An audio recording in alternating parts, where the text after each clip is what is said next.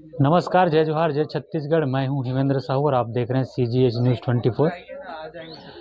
जैसे कि आप लोग लगातार न्यूज़ चैनल के माध्यम से, मीडिया के माध्यम से देख रहे होंगे कि किस प्रकार से विश्व हिंदू परिषद, विश्व जो हिंदू संगठन है उसके द्वारा लगातार यह आरोप लगाया जा रहा है कि हमारे छत्तीसगढ़ में या पूरे देश में किस प्रकार से धर्मांतरण होता है और किस प्रकार से धर्मांतरण एक अलग रूप बिखेरता हुआ नज़र आ रहा है।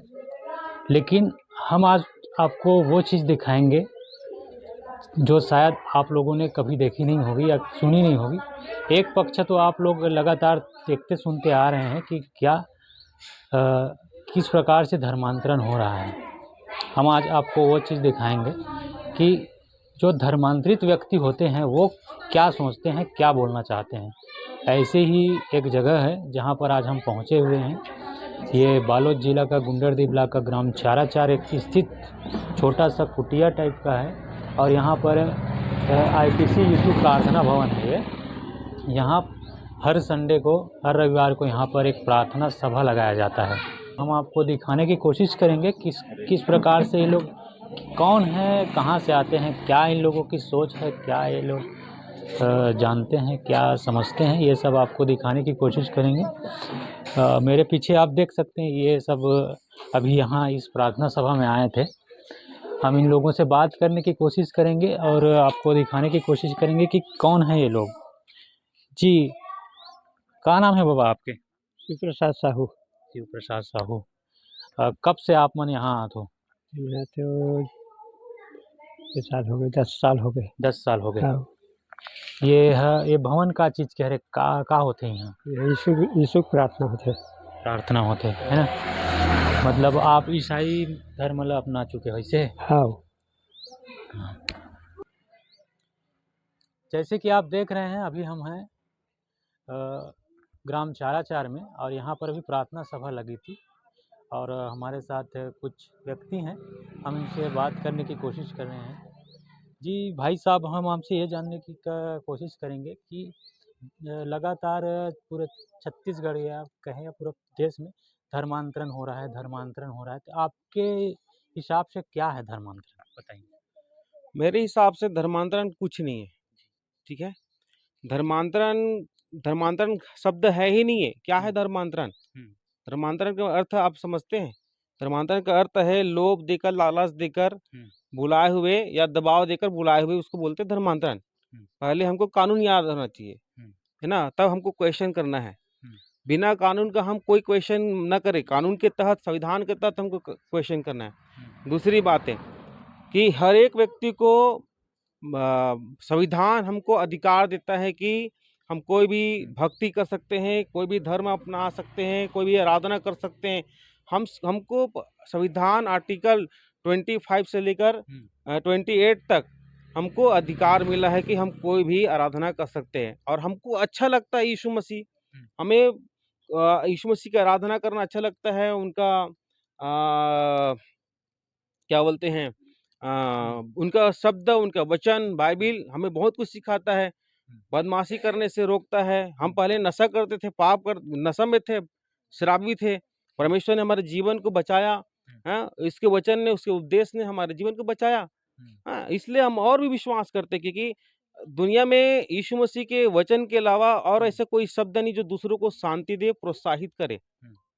ठीक है, और यीशु मसीह ने हमें प्रोत्साहित किया है, इसलिए हम यीशु मसीह में विश्वास करते हैं। उसके वचन हमारे हृदय को शांति देता है, इसलिए हम मिलकर, हम यहाँ आकर आराधना करते हैं और ये हमारा संवैधानिक अधिकार है, हम आराधना करते हैं। जैसे हिंदू संगठनों वालों का एक आरोप लगातार आप लोगों के ऊपर लगाया जाता है कि लालच देकर इन लोगों को धर्मांतरित किया गया है। ये बात कहाँ तक सत्य है?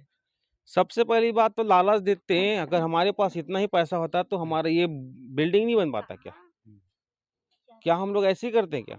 ये जो भी कोई लालच नहीं है और जो भी हम आराधना करते हैं हम अपनी मर्जी से, अपनी इच्छा से करते हैं। यहाँ किसी के घर में जाकर उन्हें दबाया नहीं गया, बुलाया नहीं गया। क्या आपके घर में कोई गया है मसीह लोग कि चलो यीशु मसीह में चलो, धर्मांतरित हो जाइए, 1 लाख देंगे, 2 लाख देंगे, ऐसा कोई बोला है क्या? अगर बोलता ऐसा देता तो बताइए, हम तैयार हैं, हम जाने के लिए। हम तो ऐसे भी मसीह हो गए हैं ना, हम तो ऐसे भी यीशु मसीह को मानने वाले लोग हैं, ऐसे ना।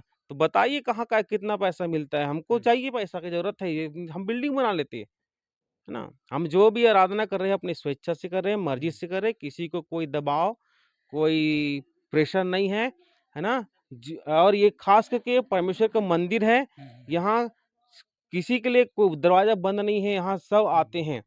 चोर आते हैं, बदमाश आते हैं, लुटेरे आते हैं, नशा करने वाले आते हैं, पति-पत्नी के बीच में झगड़ा होते हैं, उन लोग आते हैं, है ना? तो यहाँ काउंसलिंग किया जाता है उनको, कैसे नशा छोड़ा जाए, कैसे अच्छा पारिवारिक जीवन बिताया जाए, कैसे अपने बच्चों को शिक्षा दिया जाए, कैसे अपने बच्चों को आगे बढ़ाया जाए, है ना?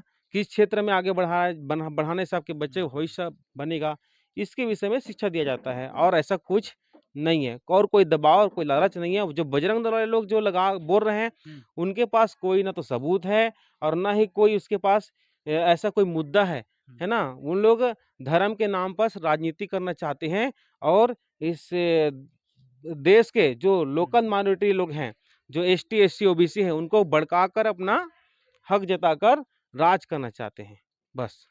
एक चीज़ और भाई साहब मैं आपसे जानना चाहूँगा कि जैसे कि अभी एक ताज़ा मामला ग्राम जंवरतला में हुआ, आप बिल्कुल जानते होंगे।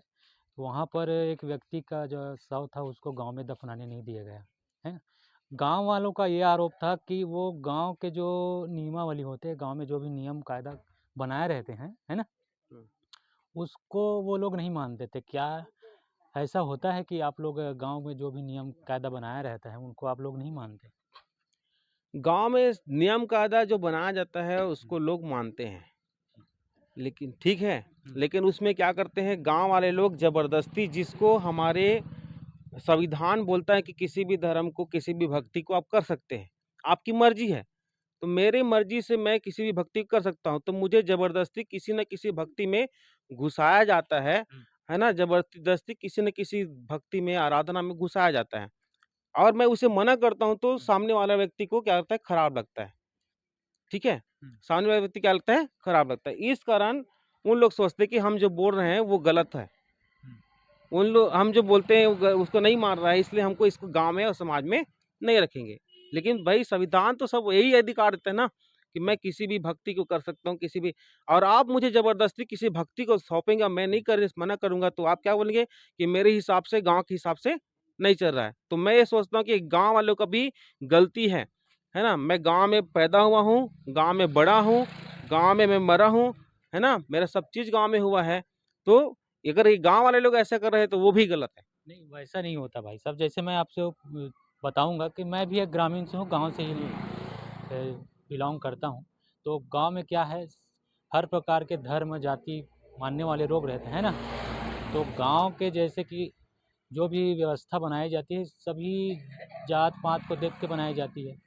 तो क्या ऐसे को मानना उचित है या अनुचित है आपके हिसाब से? मैं बता दिया हूँ कि भाई एक व्यक्ति स्वेच्छा स्वेच्छा है ना, सबको अपना-अपना धर्म अधिकार मानने की ज़रूरत है। मुसलमान को तो हम नहीं बोलते हैं कि हमारे गाँव मुसलमान रहते तो चलो तुम भी ऐसा काम करो करके हम बोलते हैं क्या उसको? वो भी अपना संवैधानिक तौर पे अपना अधिकार, अपना धर्म ग्रंथ में जो लिखा हुआ है उसके दायरे तक ही रहकर वो काम करता है ना? कोई भी। मैं आपकी बोलूँगा तो आप भी अपने धर्म के दायरे तक अपनी जो भी आपको शिक्षा मिला है उसके तक आप करेंगे। उसके एक्स्ट्रा आप नहीं करेंगे। तो मेरा जो बाइबिल मुझे अनुमति देता है, मैं उतना ही दूर तक मैं अपना पैर को लमा सकता हूँ। आगे बढ़ सकता हूँ। मैं उससे आगे बढ़ूँगा तो मैं परमेश्वर की नज़र में बुरा ठहरूँगा और दुनिया वालों की नज़र में बुरा ठहरूँगा। ठीक है? तो मेरे कहने का मतलब यही है, भाई गाँव का नियम नियम जब वो नियम जब शारीरिक तौर पर है, मददगार के तौर पर है तो हम खड़े हैं। हम जाएँगे, मदद करेंगे। किसी को घर बना कर देना है, किसी को मदद करना है, किसी जो चंदा इकट्ठा करते हैं हम देंगे। लेकिन यही चीज़ भक्ति के ऊपर में आता है तो सबको अपना-अपना भक्ति और अपना-अपना आराधना चुनने का अधिकार है। ठीक है ना? तो इसी में ये बात है कि किसी को कोई दबाव नहीं है, किसी को कोई ज़ोर नहीं है और यही चीज़ गाँव वाले लोग भी दबाव को पूर्ण करते हैं। तो भाई मेरा इच्छा है कि मैं ना करूँ तो मुझे बोलने वाला हमें दबाने वाले बहुत हैं, हम ना करें करके बोलने से, ठीक है? जो यहाँ पे आते हैं वो मानसिक रूप से दुखी रहते हैं, उनको बरगलाया जाता है, ऐसा टाइप के बात बोला जाता है, क्या इनको ऐसे कुछ होता है यहाँ पे? तो मंदिर में कौन लोग जाते हैं? मंदिर में कौन लोग जाते हैं? क्या अच्छे खासे लोग जाते हैं क्या बताइए? जो दुखी है, अशांति है, वही तो मंदिर में जाकर अपनी शांति के लिए प्रार्थना करते हैं क्या? है ना?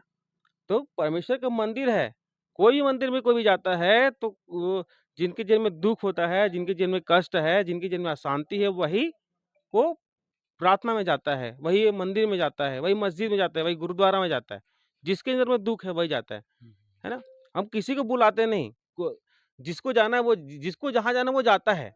हम किसी कोई मंदिर वाला धर के बुलाता है कि तुम इधर आओ करके, और ऐसा करता है तो वो दोषी है ना? लेकिन मंदिर सबके लिए खुला है, सब जाति, सर्व धर्म के लिए खुला है, सबके लिए खुला है। बाइबल में भी लिखा है कि मेरा घर सब जातियों के लिए प्रार्थना का घर कहलाएगा। ऐसा नहीं कि किसी विशेष जाति के लिए, सब जातियों के लिए प्रार्थना का घर कहलाएगा। तो सब जाति के लोग आ सकते हैं, जो दुखी है, निराश है, अशांति है, वो आ सकते हैं प्रार्थना में, है ना? जैसे अभी आपने बाइबिल का नाम लिया है, आपको कितने साल हो गए इसमें अभी? मैं लगभग 2008 से जुड़ा हूँ। 2008 से। इससे पहले आप हिंदू धर्म में थे, है ना? हिंदू धर्म में जैसे एक प्रचलित पुस्तक है, गीता है, भागवत कथा है, रामायण है। आपको क्या लगता है इसमें और उसमें क्या अंतर है? इसमें उसमें क्या अंतर है? हाँ। इसमें और उसमें बहुत अंतर है, ठीक है? गीता भागवत में क्या लिखा हुआ है? वो मनुष्य के द्वारा बनाया हुआ एक किताब है। मैं उसको मानता नहीं हूँ कि वो क्या बोलते हैं, एक धर्म ग्रंथ है, उसे किसी व्यक्ति ने लिखा हुआ है, ठीक है? और उसमें क्या है? चरित्र, एक व्यक्ति का चरित्र है, ठीक है? रामायण में एक व्यक्ति का चरित्र है, राम का चरित्र है, रावण का चरित्र है, किसी न किसी व्यक्ति का चरित्र है। लेकिन बाइबल में ऐसा किसी व्यक्ति का चरित्र नहीं, उसमें शिक्षा दिया है ना? कि चोरी मत करो, झूठ मत बोलो, पाप मत करो, बुराई मत करो, हत्या मत करो, है ना? ऐसी बातें शिक्षा दिया है, और ऐसे शिक्षा रामायण में नहीं है। तो जैसे कि आप लोग देख रहे हैं, अभी हम लोग लगातार बात करने की कोशिश कर रहे हैं। जी दीदी, आपका क्या नाम है? मेरा नाम किरण साहू है।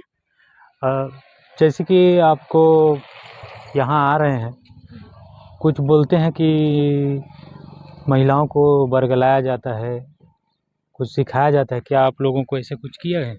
नहीं, ऐसा तो कुछ यहाँ मतलब बलगलाने वाला बात नहीं बोला जाता है। यहाँ पे मतलब सटीक शिक्षा दिया जाता है, और मतलब वचन का शिक्षा रहता है, उपदेश रहता है, और अपने इच्छा और अपनी मर्ज़ी से आते हैं। कोई दबाव हमारे मतलब मतलब पर्सनल रूप से कोई दबाव नहीं होता। हम सब अपने मर्ज़ी से स्वेच्छा के साथ यहाँ आते हैं, और यीशु मसीह का अनुसरण इसलिए करते हैं कि उसकी शिक्षा और उपदेश जो है हमें अच्छा लगता है, और मतलब संसार में किस रीति से हमें चलना है वो सही सटीक शिक्षा देता है। तो हमें इसीलिए मतलब यीशु मसीह का अनुसरण करते हैं, उनका वचन का पालन करते हैं। कई लोग बोलते हैं अपने पैसा दिया जाता है उन लोगों को कई प्रकार का लाभ दिया जाता है ऐसे करके। नहीं, ऐसा तो कुछ नहीं है। हम लोग यहाँ 2000 बहुत दिन से आ रहे हैं, 2006 से हम लोग जुड़े हुए हैं, लेकिन ऐसा कुछ अभी तक हम लोग देखे नहीं हैं, न सुने नहीं हैं। एक खाली बाहरी लोग से हम सुनते हैं कि यहाँ पैसा दिया जाता है या धर्म परिवर्तन कराया जाता है, ऐसे करके। सब मतलब ये सब झूठा आरोप है एक तरह से। ऐसा कुछ नहीं होता है ना? आप कौन गाँव बताइए? चारा चार रथों में मोर गला बैठ गए। चारा चार तो कब से लगा थे यहाँ प्रार्थना सभा? 2016 से 11 2011 2011 से। और कब से आते हो आप यहाँ? में यहाँ 2011 से जब से यहाँ भवन बने हैं वहाँ तब से आ रहे हैं। अच्छा, यहाँ आए से कारण का हुई यहाँ आए? यहाँ आए से मेरे बहुत परिवर्तन बदली से, और मैं किसी के दबाव से नहीं आया हूँ, न किसी के रुकावट से नहीं। अब मोर बेटा बहू मना तो जोन है त्योन है संसारिक में है, मैं प्रभु में अटल हूँ, प्रभु ला मैं जानता हूँ। और बहुत से तकलीफ रही से ते दूर हो गए, और मैं किसी के दबाव से मैं नहीं आत हूँ, मोर मर्जी से आत हूँ कि मैं मोर परमेश्वर जिंदा है, और जीते परमेश्वर की मैं पत्री हूँ। मैं परमेश्वर को मानती हूँ।